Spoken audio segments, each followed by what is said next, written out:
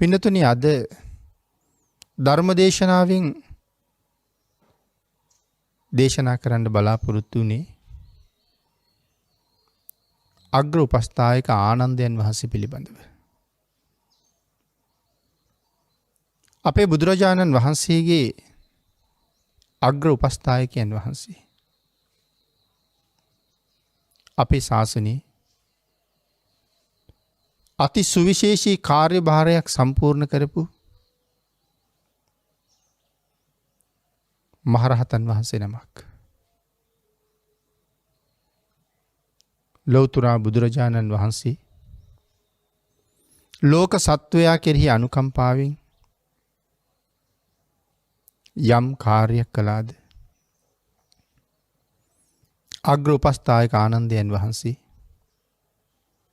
භාග්‍යතුන් වහන්සේගේ අනුකම්පාවෙන් මේ ශාසනය තුල අග්‍රස්ථාන 5ක්ම ලැබුවා. ඒ අග්‍රස්ථාන 5ම සම්මා සම්බුද්ධ ශාසනයේ චිරස්ථිතිය උදෙසා උන්වහන්සේ සිදු කරපු කාර්යයන් නිසා. අදත් බුදුරජාණන් වහන්සේ අවබෝධ කරගෙන දේශනා කොට වදාළ මේ නෛර්යානික වූ ධර්ම රත්නය අපට ශ්‍රවණය කරන්න, දේශනා කරන්න, මේ සංසාරේ දිනන්න, සසරින් මිදෙන්න මග කියලා දෙන්න ආනන්දයන් වහන්සේ විශේෂ කැපකිරීමක් කළා. ධර්ම භාණ්ඩාගාරික කියන තැනට උන්වහන්සේ එන්නේ සසර කරගත්ත අසීමාන්තික කුසල ශක්තියක් නිසා. භාග්‍යතුන් වහන්සේ දේශනා කරපු ධර්මය ගබඩා කරගෙන හිටියා. පින්නතුනි සුළුපටු ශක්තියක්ද? ඒ මුළු ධර්මස්කන්ධයේ මේ විදිහට දරා ගන්නවා කියන කාරණාව. ඒ වගේ මහ සුවිශේෂී චරිතයක් තමයි අග්‍ර උපස්ථායක ආනන්ද මහරහතන් වහන්සේ මේ ශාසනය තුල නිරූපණය කළේ. මේ දේශනාවේදී මේ ශාසනය තුල ආනන්දයන් වහන්සේ හැටියට උන්වහන්සේගේ භූමිකාව පැහැදිලි කරන්න තරම් කාල වේලාව අපට මදි වෙයි. උන්වහන්සේගේ චරිතාපදානය විශේෂයෙන් පාරමී ධර්ම සම්පූර්ණ කරන්න පටන් ගත්ත කාලේ ඉඳලා සාකච්ඡා කරගෙන එනකොට. නමුත් අග්‍ර ඵලයේ ගාවට එනකන් සංසාරේ ආපු හැටි අපි ටිකක් කෙටියෙන් සාකච්ඡා කරමු.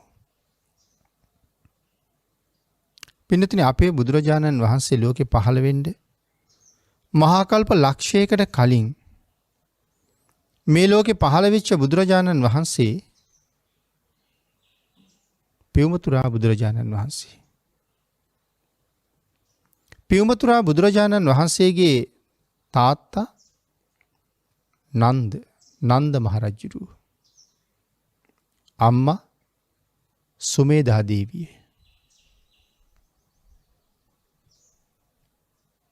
මේ දෙපළට දාව තමයි උත්තර නම් වූ කුමාරයෙක් බෝසතාණන් වහන්සේ හැටියට මේ ලෝකෙ පහළ වෙන්නේ. උත්තර බෝසතාණන් වහන්සේ. නිසි කල් ගිහිගේ ඉඳලා උත්තර කුමාරයන් වහන්සේ ගිහි ගෙදර අබිනිෂ්ක්‍රමණය කළා. ගිහිගෙන් නික්මුණා. සුදුසු කාලේ ලෞතුරා බුද්ධ රාජ්‍ය ලබා ගත්තා. පියාණන්ට අනුග්‍රහ පිණිස හංසවතී රාජධානියට වැඩම කළා. නන්ද මහරජුරු බුද්ධ ප්‍රමුඛ මහා සංඝරත්නයේට දිවි හිමියෙන් උපස්ථාන කළා. ආන් එහෙම කටයුතු කරන කාලේ අපේ අග්‍ර උපස්ථායක ආනන්දයන් වහන්සේ පින්නතුනි පියුමතුරා බුදුරජාණන් වහන්සේගේ සහෝදරයා වෙලා තමයි ඉපදිලා හිටියේ. නන්ද මහරජුරුවන්ගේ බාල පුතා. ඉතින් එහෙම සඳහන් කරාම කෙනෙක් හිතන්න පුළුවන් බෝසතාණන් වහන්සේටත් සහෝදරයෝ ඉන්නවද කියලා. අපේ බුදුරජාණන් වහන්සේටත් හිටිය මල්ලි කෙනෙක්. ඒ තමයි නන්ද කුමාරයා. ප්‍රජාපති ගෝතමින් වහන්සේගේ පුතා. සුද්ධෝදන රජුරුවම තමයි තාත්තා. ආන් ඒ වගේ තමයි නන්ද මහරජුරුවන්ගේම පුතා. නමුත් සුමේදා දේවියගේ කුසෙන් නෙමෙයි ඉපදුනේ. එකම තාත්තගේ පුත්තු තමයි බෝසතාණන් වහන්සේත් සුමන කුමාරයාත්. ඒකයි සහෝදරයා කියලා කිව්වේ. එතකොට උත්තර බුදුරජාණන් වහන්සේගේ සහෝදරයා සුමන තරුණ වයසට ඇවිල්ලා බුදුරජාණන් වහන්සේ දකිනවා. ධර්ම ශ්‍රවණය කරනවා. බොහොම ශ්‍රද්ධාවන්තයි. හංසවතී රාජධානියේ ඉඳලා යදුන් ගානක් ඈත පසල් දනව්වක් සුමන කුමාරයාට බාර කළා රජුරු. එහි රජු බවට පත් කළා. දැන් සුමන කුමාරයා එහි ඉන්නේ. මෙහෙම රාජ්‍ය කරගෙන යන කාලෙක මේ පසල් දනව්වේ කැරැල්ලක් ඇති වුණා. සුමන කුමාරයා තාත්තට පණිවිඩයක් එවනවා. රාජ්‍යයේ කැරැල්ලක් ඇති වුණා පියතුමනි කියලා. මහරජුරු පණිවිඩයක් යවනවා. ඔබේ රාජ්‍යයේ කැරැල්ලක් ඇති වුණාම ඒක මට කියන්න නම් මං ඔබ රජ කෙරුවේ යොහි කියලා. එහෙනම් ඔබේ ප්‍රදේශයේ ඇතිවෙච්ච කැරැල්ල ඔබ සංසිඳවන්න ඕනේ. ඒ අවසරය ලැබුණට පස්සේ කැරලි කෝලාහල සංසිඳෙව්වා. නැවත තමන්ගේ රාජ්‍ය සංසුන් කළා. සුමන කුමාරයා සාමාන්‍යයෙන් තාත්තා දකින්න බොහෝම කැමැත්තෙන් තමයි එන්නේ. ඇවිල්ලා වැඳලා පුදලා බුදුරජාණන් වහන්සේ මුණ ගැහිලා ධර්ම ශ්‍රවණය කරලා තමයි ආපහු යන්නේ. ඉතින් මේ කැරැල්ල සංසිඳවලා තීරණය කළා එහෙනම් තාත්තා බලලෙන්ද යන්න කාලේ හොඳයි දැන්. දහසක් පමණ ඇමතිවරුත් එක්ක පිටත් වුණා හංසවතියට එන්න. මේන ගමන් තමන්ගේ ඇමතිවරුන්ට කියනවා දැන් මම තාත්තා බලන්න ගියහම කැරැල්ලත් මර්ධනය කරලා යන්නේ. ඒ ගැන සතුටු වෙන මගේ තාත්තා මට කියයි පුතේ උඹට ඕනෙම වරයක් ඉල්ලපන් මන් දෙනවා කියලා. එහෙම වුණොත් මොනවද තාත්තගෙන් මම ඉල්ලන්නේ කියලා ඇමතිවරුන්ගෙන් ඇහුවා. ඒ ඇමතිවරුන්ගෙන් පිරිසක් කියනවා රජතුමනි ඇතෙක් ඉල්ලන්න කියලා.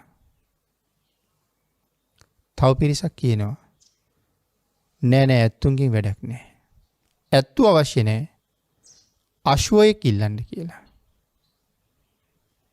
තව සමහර අය කියනවා නෑ ඇත්තුවත් අශ්වයවත් වැඩක් නෑ.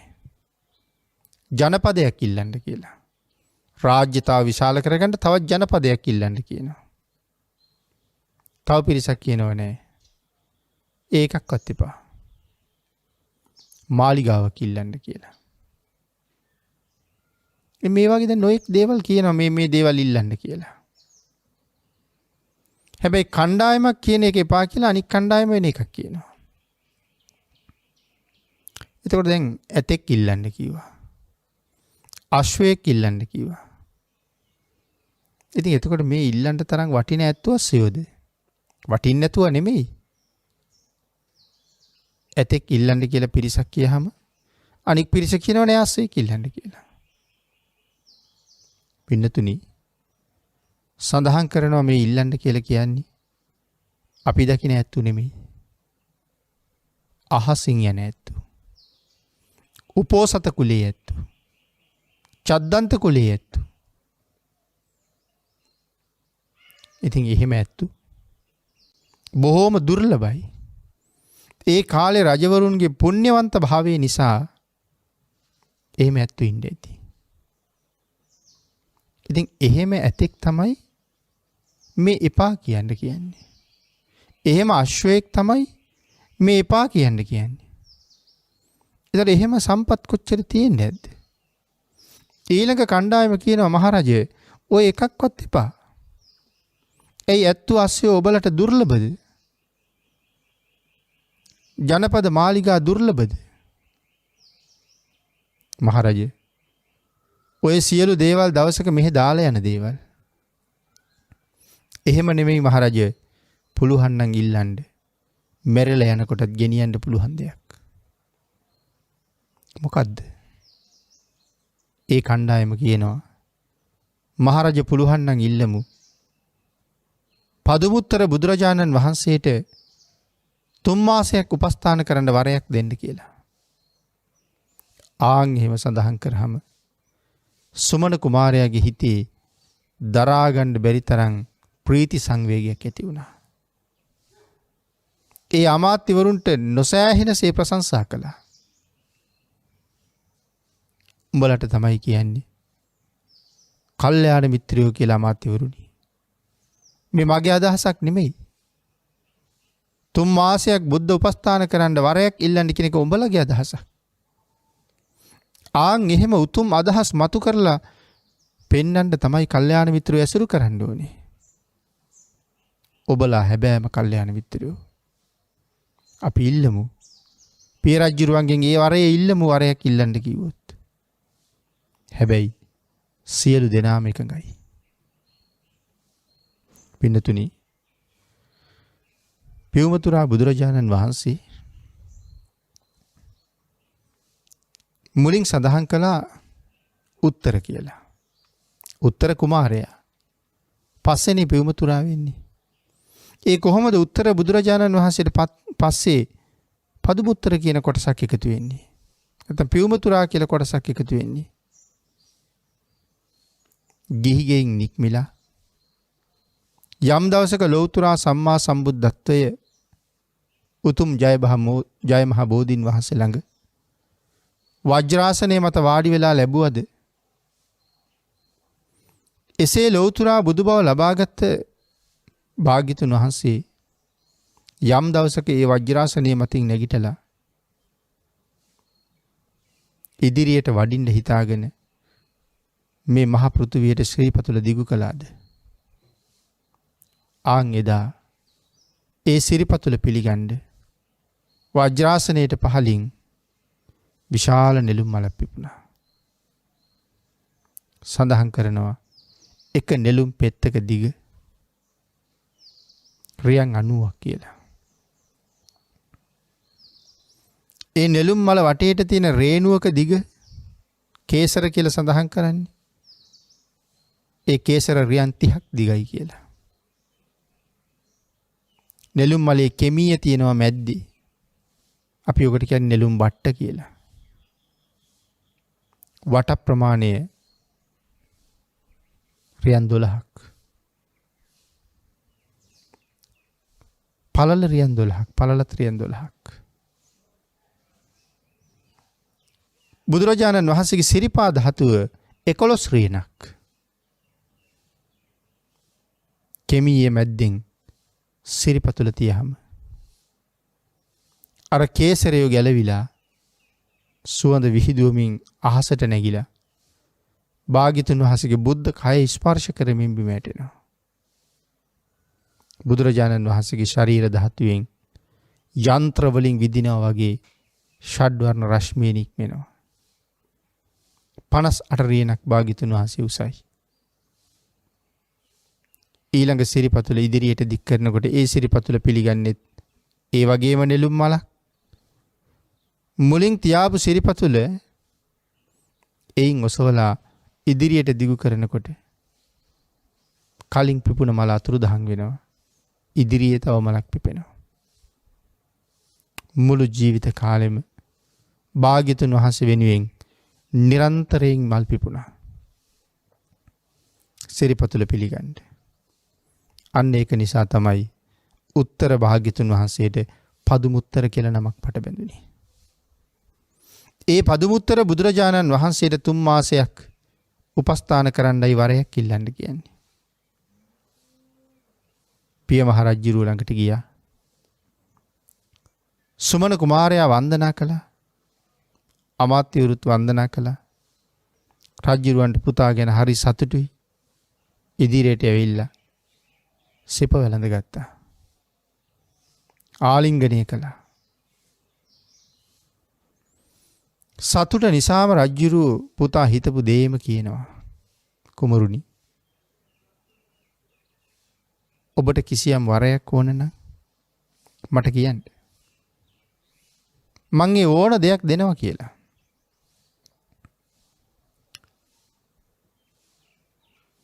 පියුමතුරා සම්මා සම්බුදුරජාණන් වහන්සේට නන්ද රජ්ජුරුවම තමයි තනියමම උපස්ථාන කරන්නේ. මොකද රජ්ජුරුවන්ට අනුග්‍රහ පිණිසයි ඒ නගරයට වැඩලා ඉන්නේ. ඉතින් මේ වෙලාවේ තාත්තා වරයක් ඉල්ලන්න කියහම අහනවා මං වරයක් ඉල්ලුවොත් දෙන්නමද තාත්තා කියන්නේ කියලා. දෙන්නම තමයි පුතේ කියන්නේ. කැමති ඕනෑම වරයක් ඉල්ලන්න කියනවා. ඕනෑම එකක් ඉල්ලුවාට කමක් නැද්ද මහරජතුමනි? කමක් නැහැ කියනවා. ඒ වෙලාවේ සඳහන් කරනවා මහරජා, එහෙමනම් මට පදුමුත්තර බුදුරජාණන් වහන්සේට 3 මාසයක් උපස්ථාන කරන්න වරයක් දෙන්න කියලා. රජ්ජුරුව කීයටවත් බලාපොරොත්තු වෙන්නේ නැහැ. එහෙම වරයක් ඉල්ලයි කියලා. සඳහන් කරනවා පුතේ, ඒක හැර වෙන ඕන දෙයක් ඉල්ලන්න කියලා. ඒ වෙලාවේ සුමන කුමාරයා කියනවා මහරජතුමනි, ශ්‍රේෂ්ඨ ශාක්‍ය වංශයට තියෙන අභිමානයක්. ශාක්‍යෝ යමක් කිව්වොත් කිව්වම තමයි වෙනස් කරන්නේ. මට වරයක් ඉල්ලන්න කියලා කියනකොට මං කීප වතාවක් ඇහුවා ඉල්ලන ඕනම දෙයක් දෙනවද කියලා. ඕන දෙයක් ඉල්ලන්න ඕනම දෙයක් දෙනවා කියලා තමයි මට කිව්වේ. ඉතින් මම මේක ඉල්ලනවා. දැන් ඕනම දෙයක් දෙන්නම් කියලා මේක හැර වෙන දෙයක් ඉල්ලන්න කියහම මේ ශාක්‍ය වංශයේ අභිමානයට මොකද වෙන්නේ? ශාක්‍යෝ වචන දෙකක් කතා කළේ නෑ කියලා කියනවා. රජ්ජුරුවන්ට කට උත්තර නැතුව ගියා. රජ්ජුරුව අන්තිමට කියනවා කුමරුනි, මම කැමති වුණා කියමුකෝ. බුදුරජාණන් වහන්සේ කැමති වෙයිද ඔබේ ආරාධනාව බාර ගන්න කියලා. සුමන කුමාරයා කියනවා පිය මහරජතුමනි, ඒක මම බලා ගන්නම්. මට ඕනේ ඔබ වහන්සේගේ අවසරයි. එන කතා කරලා බලන්න කියනවා. රජ්ජුරුවන්ට වෙන කරන්නම දෙයක් නැතුව ගියා. ඊට පස්සේ දහවල් කාලේ සුමන කුමාරයා බුදුරජාණන් වහන්සේ වැඩ ඉන්න තැනට පිටත් වුණා. යන්තම් පදුමුත්තර බුදුරජාණන් වහන්සේ දානේ වළඳලා සුගන්ධ කුටියට වැඩියා විතරයි. රහතන් වහන්සේ නමක් ළඟට ගිහිල්ලා සුමන කුමාරයා අහනවා, ස්වාමීනි, මට බුදුරජාණන් වහන්සේ මුණ ගැහෙන්න පුළුවන්ද කියලා. රහතන් වහන්සේ සඳහන් කළා කුමරුනි, බුදුරජාණන් වහන්සේ මුණ ගැහෙන්න වෙලාවක් තියෙනවා. හැම වෙලාවෙම බුදුරජාණන් වහන්සේ ගාවට යන්න අපිටවත් බෑ. ඒද හිතෙන වෙලාවේ ඔය වැඩේ කරන්න බෑ කියලා. කුමාරයා අහනවා, ස්වාමීනි, ඕනෑම වෙලාවක බුදුරජාණන් වහන්සේ ගාවට යන්න පුළුවන් කිසියම් ශ්‍රාවකෙක් මේ ශාසනයේ ඉන්නවද කියලා. අර රහතන් වහන්සේ උන්වහන්සේගේ අත දික් කරලා කුටියක් පෙන්නලා කියනවා කුමරුනි අන්න අර කුටියේ වැඩ ඉන්නවා සුමන කියලා හාමුදුරු කෙනෙක්. උන්වහන්සේට පුළුවන් ඕනෑම වෙලාවක බුදුරජාණන් වහන්සේ ගාවට යන්න. සුමන කුමාරයා අවසරය ඉල්ලගෙන සුමන භික්ෂූන් වහන්සේ මුණ ගැහෙන්න ගියා. ගිහිල්ලා කතා කළා. කතා කරලා උන්වහන්සේට මතක් කළා ස්වාමීනි මට භාග්‍යතුන් වහන්සේ මුණ ගැහෙන්න පුළුවන්ද? උන්වහන්සේ සඳහන් කළා කුමරුනි එන මදක් ඉවසන්න. සුමනයන් වහන්සේ 이르දියක් දක්වලා බුදුරජාණන් වහන්සේගේ සුගන්ධ කුටියේ වටේට ජල සාගරයක් වගේ මහා ජලස්කන්ධයක් මවලා සුමනයන් වහන්සේ ජලතලයට පිවිසිලා ජලය යටින් කිමිදිලා බුදුරජාණන් වහන්සේගේ සුගන්ධ කුටියේ මැද්දෙන් මතුවුණා. මතුවෙලා බුදුරජාණන් වහන්සේට ආරාධනාවක් කළා ස්වාමීනි රාජකුමාරයා ඇවිල්ලා. ඉතින් මොන රාජකුමාරයාද කියලා කියන්න අවශ්‍ය නැහැ. මෙහෙම විශේෂයෙන් රාජකුමාරයා ඇවිල්ලා කියලා කියන්නේ සුමනමයි එන්න ඇත්තේ.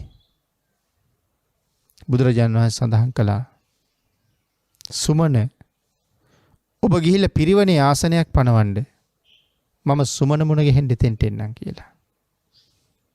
අග්‍ර ශ්‍රාවකයන් වහන්සේගේ නමත් සුමන කුමාරයාගේ නමත් සුමන. උන්වහන්සේ නැවතත් මාලිගාවේ යටින් කිමිදිලා ජලතලයෙන් මතුවෙලා සුමන කුමාරයාට කියනවා පිරිස මුණ ගැහෙන තැනට එන්න. අසුන් පනවලා තිබුණා. කුමාරයා එතෙන්ට ඇවිල්ලා හිටියා. බුදුරජාණන් වහන්සේ වැඩම කළා. භාග්‍යතුන් වහන්සේට වන්දනා කරලා සතුටු සාමීචි ටිකක් කතා බහ කරලා සුමන කුමාරයා ආපු කාරණාව බුදුරජාණන් වහන්සේට මතක් කළා. ස්වාමීනි 3 මාසයක් වස් කාලේ උපස්ථාන කරගන්න පිය මහ රජුරුවන්ගෙන් අවසර ඉල්ලගත්තා. ඔබ වහන්සේගේ කැමැත්ත මට ඕන කියලා. පදුමුත්තර බුදුරජාණන් වහන්සේ සුමන කුමාරයාට පොරොන්දුවක් දුන්නා. මේ වස් කාලේ සුමන කුමාරයාගේ රාජ්‍යයේ වස් සමාදන් වෙන්න වඩිනවා කියලා. කුමාරයාට ඇතිවෙච්ච සතුට වචන වලින් කියන්න බෑ පින්නතුනි. පිය රජුරෝ කීවේ මම නම් කැමති බුදුරජාණන් වහන්සේ කැමති වෙයිද දන්නේ කියලා. නමුත් කුමාරයා ඒ කැමැත්තත් අරගත්තා. බොහොම සතුටින් තාත්තට ඒක ප්‍රකාශ කළා. පිය රජුරුවන්ගෙන් අවසර ගත්තා. තමන්ගේ දහසක් ඇමතිවරුත් එක්ක සමුගත්තා. බුදුරජාණන් වහන්සේ තමන්ගේ රාජ්‍යයට වඩින නිසා යොදුන් 120ක්. බුදුරජාණන් වහන්සේ දවසකට වඩින්නේ යොදුනයි. පිනතුනි භාග්‍යතුන් වහන්සේ දවසකට වඩින්නේ යොදුනයි. එතකොට මේ යොදුන ඉවර වුණාම නවතින්න තැනක් තියෙන්න ඕනේ. එහෙමනම් තමන්ගේ රාජ්‍යයේ යොදුන් 120ක් වෙනකොට හංසවතී ඉඳලා පන්සල් 120ක් හදන්න වෙනවා. බුදුරජාණන් වහන්සේට විතරද බුද්ධ ප්‍රමුඛ ලක්ෂයක් මහරහතන් වහන්සේලා වඩිනවා. කොහොම පන්සල්ද? රාත්‍රී ස්ථාන, දිවා ස්ථාන, විවේක සෙනසුන්, භාවනා කරන්න තැන්, පැම්පොකුණු, දානිමානි මේ සියලුම දේවල් සකසන්න ඕන හැම පන්සලකම. පන්සල් 120ම හදලා සියලු පහසුකම් සලස්වල ගමනට සියල්ල සූදානම්. දවස් 120කට ආසන්න කාලයක් මේ ගමනට ගත වෙනවා. ඒ කියන්නේ මාස 4ක් තරම් කාලයක්. බුදුරජාණන් වහන්සේට කල් වේලාසනින් ආරාධනා කළා. ස්වාමීනි මග පිළියෙල කළා. දැන් වඩිමු කියලා. පියුමතුරා බුදුරජාණන් වහන්සේ ලක්ෂයක් මහා සංඝරත්නය පිරිවරාගෙන සුමන කුමාරයාගේ රාජ්‍යයට වැඩම කරන ගමන ආරම්භ කළා. යොදුනෙන් විහාර තනලා තිබුණා. ඊටාම පහසුවෙන් වැඩ ඉන්න පුළුවන් විදිහට නිර්මාණය කරලා තිබුණා. බුදුරජාණන් වහන්සේ භික්ෂු සංඝයාත් එක්ක විවේකීව 4 මාසයක් නිමා වෙනකොට සුමන කුමාරයාගේ රාජ්‍යයට වැඩම කළා. මග සූදානම් කරපු සුමන කුමාරයා අපෝපස්ථාන සඳහා පිරිස් යොදවලා වස් කාලේ බුද්ධ ප්‍රමුඛ ලක්ෂයක් මහරහතන් වහන්සේලාට වැඩ ඉන්න වෙනම විශේෂිත පුණ්‍ය භූමියක් ඇති කෙරෙව්වා. ලක්ෂයක් දෙනා වහන්සේලාට කුටි, භාග්‍යතුන් වහන්සේට සුගන්ධ කුටිය, නානපැන්, පානීය පැන්, භාවනා කරන්න රාත්‍රියේ භාවනා කරන තැන්, දහවල භාවනා කරන තැන්, ධර්ම සාකච්ඡා කරන තැන්, ධර්මය අධ්‍යයනය කරන තැන්, මේ හැම දේවල් වලින්ම සම්පූර්ණයි මේ පිම්බීම. 4 මාසයක් ඉක්මවීමෙන් බුදුරජාණන් වහන්සේ කුමාරයාගේ රාජ්‍යයට වැඩියා. බුදුරජාණන් වහන්සේට පන්සල ආරාම සංකීර්ණයක් පූජා කළා. සුමන කුමාරයා රාජ්‍යයට ආවා. සියලුම රාජාභරණ ගැලෙව්වා. ඔටුන්න ගලවලා පසෙක තිබ්බා. රාජ ඇඳුම් ආයිත්තන් ටිකක් ගලවලා තිබ්බා. සාමාන්‍ය කෙනෙක් වගේ සුදු ඇඳුමින් සැරසුණා. උතුරු සලුවක් කරේ දාගත්තා. ඇමතිවරුන්ට කතා කරලා කියනවා බුදුරජාණන් වහන්සේ වැඩියා. ඒක සියලු දෙනාම දන්නවා. භාග්‍යතුන් වහන්සේ වැඩම කරලා ඉන්න වෙලාවේ තව මොන රජකන්ද ඇමතිවරුනි කැමති කෙනෙක් මේ රාජ්‍ය බලා ගන්න. මේ 3 මාසෙම මගේ ජීවිතේ බුද්ධ උපස්ථානයටයි කැප වෙන්නේ. භාණ්ඩාගාරවල, ගබඩාවල් වල ආහාර පාන ඇති තරම් පුරවලා තියෙනවා. අවශ්‍ය දේවල් ඒ දේවල් ඇති හැටියට අරගෙන බුද්ධ ප්‍රමුඛ ලක්ෂයක් භික්ෂු මහා සංඝයාට සෑම දවසකම දන් දෙන්න ඕනේ. අමාත්‍යවරුන්ට බාර කළා. රජ්ජුරුව පිටත් වුණා.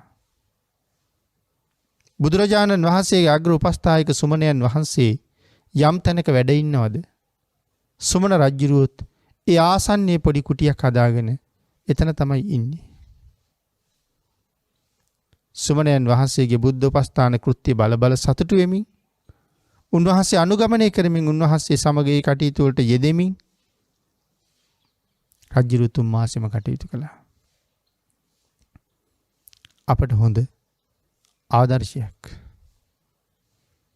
සුමන කුමාරයාගේ කියමන අමාත්‍යවරුන්ට කියන භාග්‍යතුන් වහන්සේ වැඩියා. බුදුරජාණන් වහන්සේ වැඩියට පස්සේ මොන රජකන්ද මට යමක් කරගන්න. මමත් මේ සසරින් මිදෙන්න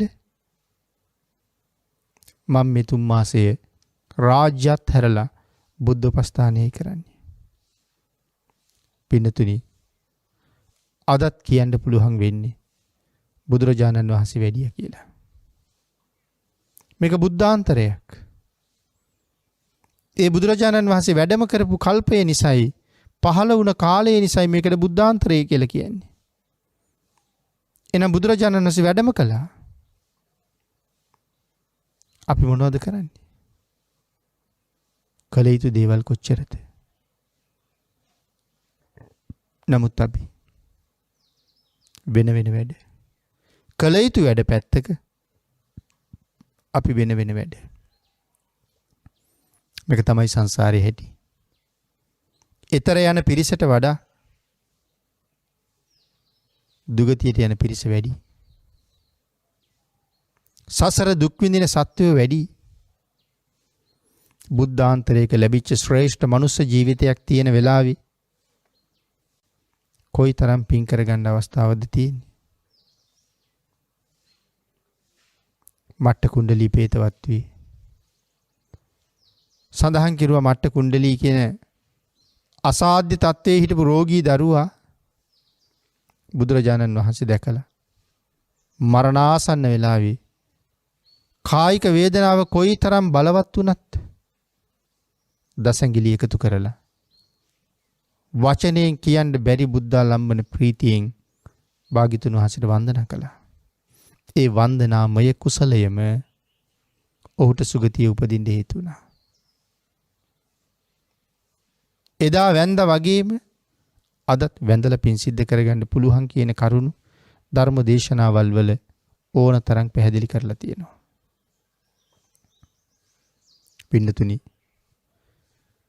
සුමන රජුරු රාජ්‍ය අත්හැරලා යන්නේ බුද්ධ උපස්ථානෙට.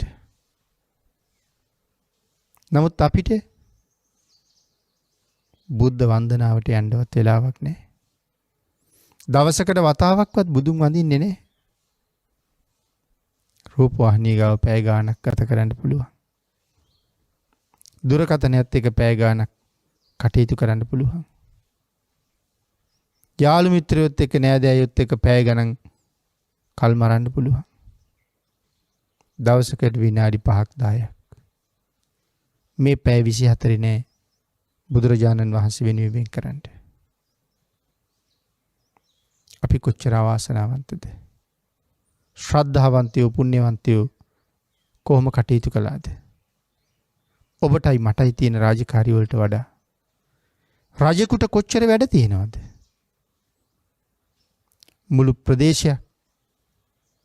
මුළු ප්‍රදේශයක ජනතාවකගේ ප්‍රශ්න ඔක්කොම බලන්න ඕනේ, විසඳන්න ඕනේ. නිමක් නැති රාජකාරී සමුදායක්. යුද්ධ, දුර්භික්ෂ, නොඑක් දේවල්. නමුත් සුමන රජුරු ඒ සියල්ලම පසෙක තියලා එකක්වත් වැඩක් නැහැ. භාග්‍යතුන් වහන්සේ වැඩියට පස්සේ තව මොනවද? සුමන රජුරු එහෙම හිතුවේ. 3 මාසයක් බුදුරජාණන් වහන්සේට උපස්ථාන කළා. 3 මාසෙ ඉවර වුණා. වස් කාලේ නිමා වෙලා සුමන රජුරු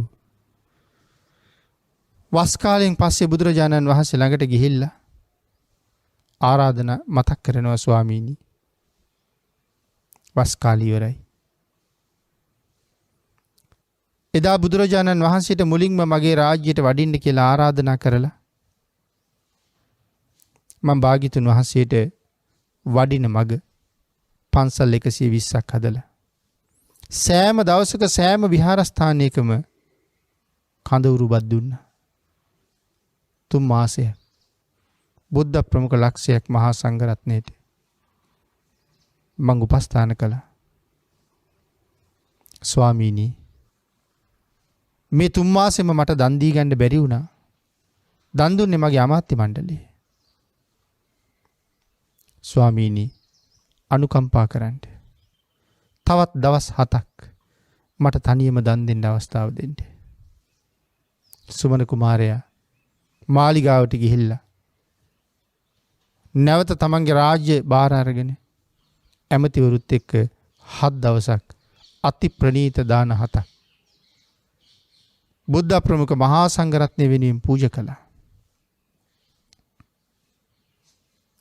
ඒ දාන ඉවර වෙලා 7 වෙනි දවසේ බුදුරජාණන් වහන්සේ ළඟට ගිහිල්ලා වැඳලා බුදුරජාණන් වහන්සේට කියනවා, ස්වාමීනි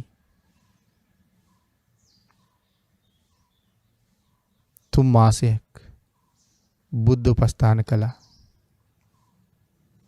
4 මාසයක් විතර වඩින මග පිළියෙල කරලා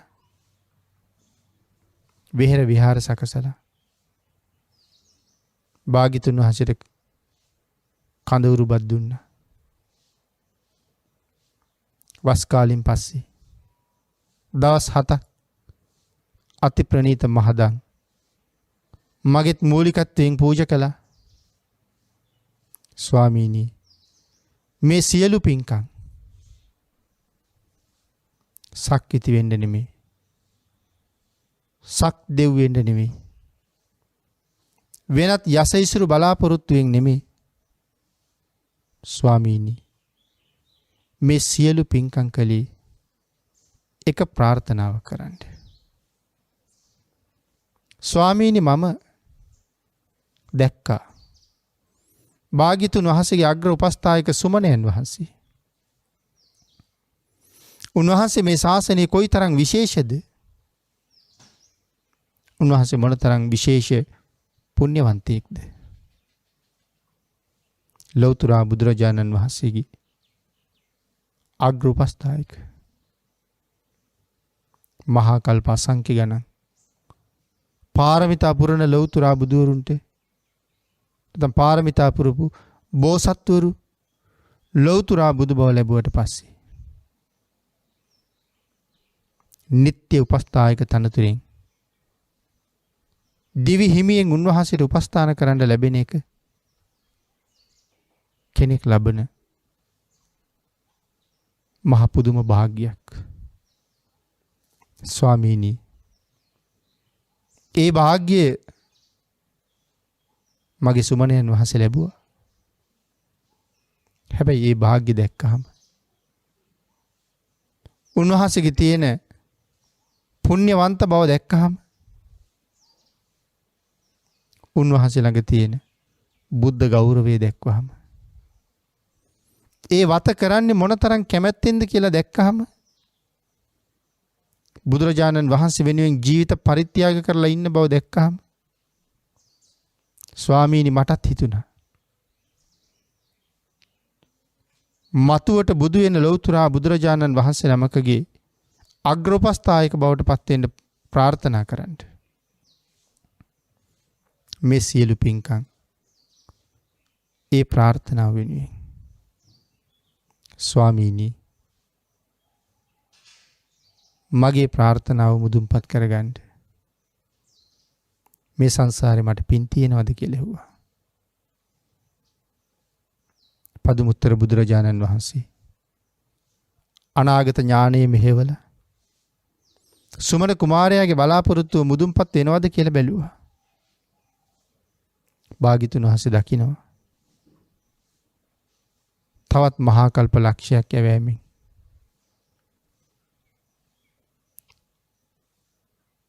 දඹදිව කිඹුල්වත් නුවර සුද්ධෝදන නමින් ඉපදෙන මහරජෙකුට දාව මහා මායානං පුණ්‍යවන්ත මාතෘ ගැබක පහළ වෙන මහ බෝසතාණන් වහන්සේ. බෙස්සන්තර නම් මනුස්ස ලෝකේ ආත්ම භාවයක් අවසන් කරලා ලෞතර බුද්ධත්වයේ ලබන්න නැවත මනුලොවට වඩිනකම් අන්තිම විසතුරු ආත්ම භාවයෙන් දෙව්ලොව වැඩලා මනුස්ස වර්ෂයෙන් අවුරුදු 57 කෝටි 60 ලක්ෂයක් තරම් අති දීර්ඝ කාලයක් දෙව්ලොව ඉඳලා සුදුසු කාලේ පංච මහා විලෝකණය කරලා මාතෘ ගර්භයට වැඩම කරලා දස මාසයක් මාතෘ ගර්භයේ වැඩ ඉඳලා සුදුසු කාලේ ධර්මාසනයකින් බහින මහා ධර්ම කතිකයෙක් වගේ මවට කිසිම වේදනාවක් නොදී කුමන ආකාරයකින්වත් අපිරිසිදුවක් නැතුව කසී සලුවක උතල තිබුණේ නිල් මණිකක් වගේ මාතෘ ගර්භයෙන් මෙලොවට බිහි වෙලා අරිහත් වූ මහා බ්‍රහ්මයන් පිළිගත්තට පස්සේ සතර මහා රජදරුවන්ගෙන් ශාක්‍ය රජවරුන්ගේ අතට ලැබිලා මේ මහ පොළොව ස්පර්ශ කරන වෙලාවේ අභීත සිංහනාද කරලා. අවුරුදු 29ක් තරම් කාලයක් ගිහි ගෙදර කාමභෝගී ජීවිතයක් ගෙවලා අවුරුදු 29න් අභිනිෂ්ක්‍රමණය කරන්නේ තවත් දවස් 7කින් ලැබෙන්න තියෙන සක්විති රජකම අත්හැරලා. එහෙම අභිනිෂ්ක්‍රමණය කරලා අනෝමානං නදී තෙරක මංගල අසිපතින් කෙස් වැටිය කපල ගටිකාරනම් මහ බඹු පිළිගන්වන අෂ්ට පරිස්කාරයෙන් ඍෂි ප්‍රෞජ්‍යාවෙන් පැවිදි වෙලා ලෞතර බුද්ධත්වයේ වෙනුවෙන් 6 අවුරුද්දක් මිනිසෙකුට කළ නොහැකි තබා සිතින් සිටියවත් නොහැකි කිසිම දෙවියෙකුට බ්‍රහ්මයෙකුට මාරයෙකුට කළ නොහැකි දුෂ්කර කාර්යයක් 6 අවුරුද්දක් මුළුල්ලේ කරලා ඒ දුෂ්කර ක්‍රියාවත් හැරලා මධ්‍යම ප්‍රතිපදාවට ඇවිල්ලා ලෞතර බුද්ධ රාජ්‍ය මුදුන්පත් කරගන්න ගෞතම නම් වූ සම්මා සම්බුදුරජාණන් වහන්සේගේ ශාසනය ආනන්ද කියන නමින් අග්‍ර උපස්ථායක බවට පත් වෙන්න ඔබට වාග්ය තියෙනවා කියලා නියත විවරණ එදා ලැබලා දුන්නා. ඒ විවරණය ලැබුවට පස්සේ සුමන කුමාරයාගේ ඉහේ මල් ගොන්නක් පිපුණා වගේ.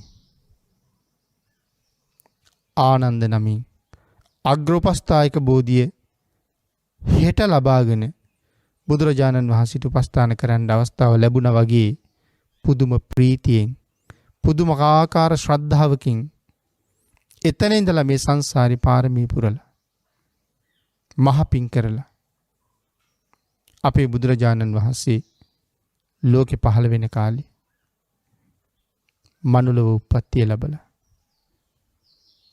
සම්මා සම්බුද්ධ ශාසනය පැවිදි වෙලා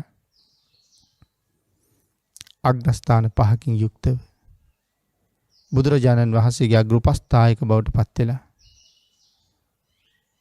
45 අවුරුද්දෙන් භාගයකට ආසන්න කාලයක් නිත්‍ය උපස්ථායක හැටියට භාග්‍යතුන් වහන්සේට උපස්ථාන කළා.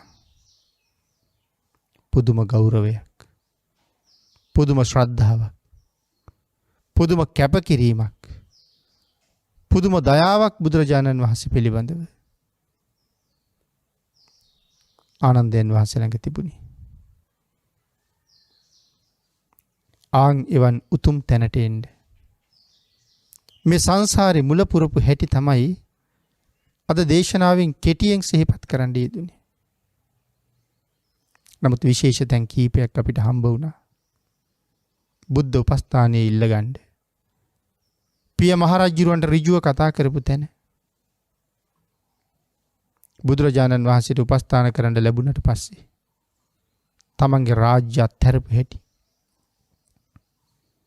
බුදුරජාණන් වහන්සේ වෙනුවෙන් කැප වුණ හැටි. මේ ආදී විශේෂයෙන් සාකච්ඡා කර යුතු තැන් මේ දේශනාව ඇතුළේ තිබුණා. ඒ කාරණත් එකතු කරගෙන අපේ ජීවිතයට ගලපගෙන නිවන් දැකපු උත්තමයෝ නිවන් දකින්න තැනට එන්න උතුම් බලාපොරොත්තු අභිමතාර්ථයන් මුදුන්පත් කරගන්න තැනට එන්න කරලා තියෙන කැපකිරීම ගැන හිතලා බුද්ධාන්තරයක ශ්‍රේෂ්ඨ මනුස්ස ජීවිතයක් අරගෙන අපි ඉන්න තැන ගැන හිතලා වහවහ වීරිය වඩලා ධෛර්යවන්ත වෙලා